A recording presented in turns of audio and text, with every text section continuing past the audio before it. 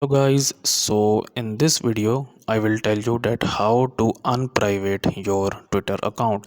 So if you see that your tweets are not getting likes and not getting the shared, maybe by mistake your account is a private account. So in this video I will tell you that how to unprivate your Twitter account. So before starting the video, I want you guys to like this video and subscribe to my YouTube channel for more tips and tricks like this one. And let's get started. So for this we will open up the Twitter application on our Android or iOS phone. The process is same on both phones. So and then you need to tap on your profile picture at the top left here, then scroll down and go to settings and support, and then go to settings and privacy, and then you will tap on your account option here. Sorry, you will tap on privacy and safety here, and then you will tap on your tweets. You will tap on audience and tagging here.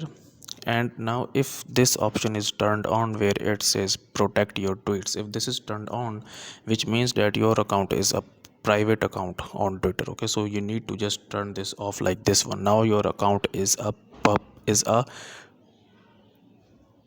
public account.